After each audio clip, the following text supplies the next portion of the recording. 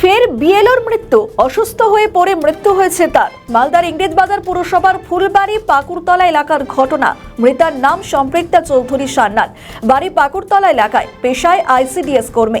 ইংরেজবাজার পুর এলাকার 15 নম্বর ওয়ার্ডের 163 নম্বর বুথে বিএলওর দায়িত্বে ছিলেন তিনি। তার স্বামীর অভিযোগ, প্রচন্ড কাজের চাপ ছিল আর তার মধ্যে তীব্র শীত। গত কয়েকদিন ধরে অসুস্থ হয়ে পড়েছিলেন তার স্ত্রী। ডাক্তার দেখিয়েছিলেন, ডাক্তার বিশ্রাম নিতে বলেছিলেন, কিন্তু এসআইআর এর কাজের চাপ খুব বেশি ছিল, এতে আরো অসুস্থ হয়ে পড়েন। আজ ভোরে তার মৃত্যু হয়। শুনুন কি বলছেন পরিবারের সদস্যরা। দেখুন, ওনার সঙ্গে আমার কালকেও কথা হয়েছে। উনি এসআইআর এর কাজের জন্য কালকে দুপুরে উনি লোকের পরিষেবা দিয়ে এসছেন। তো কালকে উনি আমার কাছে একটা দুঃখ করছিলেন যে এই এক এক দিন এক একটা যে নির্বাচন কমিশন একটা করে নিয়ম জারি করছে, যার জন্য প্রচণ্ড প্রেশারে ছিলেন। উনি বলছেন যে ওনার হাজব্যান্ডও একটা অভিযোগ করলেন যে উনি ঘুমাতে পারতেন না, বিছানার উপরে এত কাগজ ছড়ানো থাকতো যে বসে বসে হেলান দিয়েও কোনো সময় ঘুমিয়ে গেছেন। রাতে 2-3টে পর্যন্ত কাজ করতে হয়েছে। আপনার কি নাম এবং কত নম্বর বুথে? উনি 163 নম্বর বুথের ছিলেন, 15 নম্বর ওয়ার্ডের। ওনার সেন্টার নাম্বার 315, মালদা ইংরেজবাজার 15 নম্বর ওয়ার্ডে ছিলেন উনি। ওনার বাড়ি কোথায়?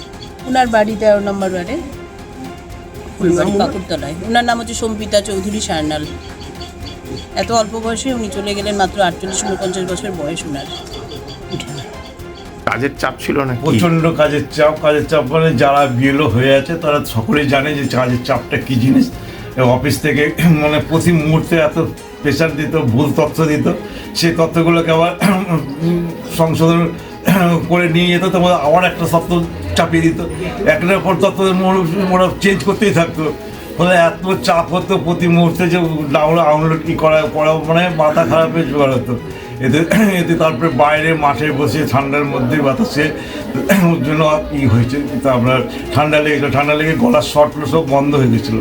মৃত্যুই দুঃখজনক, বিএলওর মৃত্যুও দুঃখজনক, কিন্তু বিএলওরা মরছে শুধুমাত্র এসআইআরের জন্য এটা কিন্তু না। যখন চারিদিকে প্রচুর পরিমাণে বিএলও মরছে রব উঠেছিল, তখন আমরা বলেছিলাম বিএলওর মৃত্যুর কারণের জন্য সিবিআই তদন্ত হোক। মাঝে কিছুদিন এই সিবিআই তদন্তর ভয়ে বিএলওরা মারা যাচ্ছিল না, কিংবা তৃণমূল সরকার বিএলওরা মারা যাচ্ছে বিজেপির জন্য এটা বলা বন্ধ করেছিল। সেই জন্য আমরা বিএলওরা মারা যাচ্ছে দুঃখজনক, বিএলও মারা যাচ্ছে দুঃখজনক, কিন্তু প্রকৃত কী কারণে মারা যাচ্ছে সেটা কিন্তু জানতে হবে।